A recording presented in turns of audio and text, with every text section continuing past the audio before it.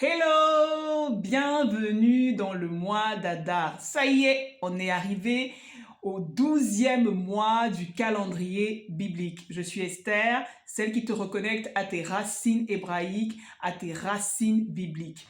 Alors, on est rentré dans le 12e mois, donc le mois de Adar, le mois d'Adar. Le mois d'Adar est effectivement le 12e mois, c'est un mois de joie. Le Talmud dit, quand Adar entre, la joie augmente.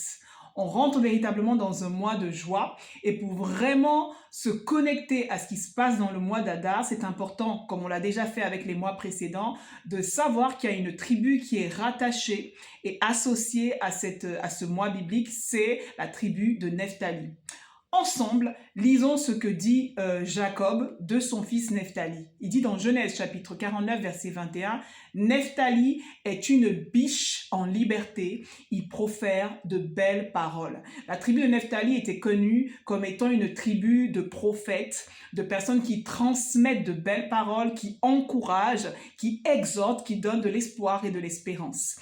Et ce n'est pas fini. Moïse dira, d'ailleurs pour la petite histoire, Moïse est né le 7 Adar et il part, il retourne vers Dieu le 7 Adar. Donc comprenez le sens de ce mois d'Adar. Il dira, donc la bénédiction prophétique de Moïse concernant Nephtali est la suivante. Il va dire, Nephtali, rassasié de faveur et comblé de bénédictions de l'Éternel, prend possession de l'Occident et du Midi. En ce mois d'Adar, toi qui m'écoutes, ta véritable nouvelle identité te sera révélée. Reste focus, écoute le Seigneur. C'est vraiment un temps de connexion avec ta mission de vie rattachée à l'identité que le Seigneur t'a donnée. S'il y a un mois où tu dois rester véritablement à l'écoute pour savoir ce que le Seigneur dit de toi, c'est vraiment au mois d'Adar. Le mois d'Adar est aussi le mois où on célèbre la fête de Purim, cette fête qui célèbre la victoire du peuple juif contre Aman qui avait vraiment en tête de détruire complètement le peuple juif et le Seigneur a retourné la situation. Le mois d'Adar est un mois de renversement, un mois de retournement de situation, un mois de tout à coup. Et je viens le déclarer, le proclamer à toi qui m'écoutes. Je ne sais pas ce que tu traverses en ce moment, je ne sais pas par quel défi tu passes en ce moment, mais je veux simplement te dire qu'en ce mois d'Adar, tout peut arriver.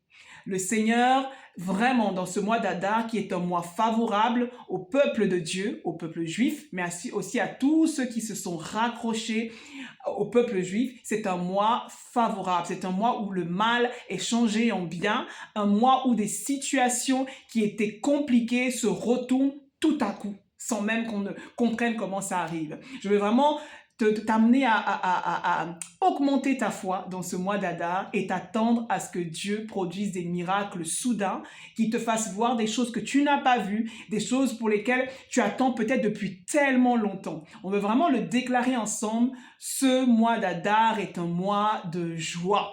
Et là où tu te trouves, la joie augmente. Et la signification spirituelle de ce mois d'Adar est vraiment profondément liée à la joie et comme je l'ai dit, au renversement de situation et à la confiance en la providence divine. La lettre qui est hébraïque est rattachée à ce mois est la lettre Kof. Et s'il y a un sens qui est associé à ce mois, c'est la joie, c'est le rire. C'est vraiment un mois où Dieu veut te voir rire et te réjouir. Il ne s'agit pas d'une joie superficielle, mais d'une joie qui est profonde, qui vient de tes entrailles, qui vient du plus profond de toi et qui est simplement l'expression de la confiance que tu as en Dieu. Et pour résumer et terminer avec ce mois d'Adar, je dirais que le mois d'Adar est le mois où le caché est révélé. C'est le mois où le destin change. C'est le mois où la peur se transforme en joie. C'est un mois où le hasard révèle une orchestration divine.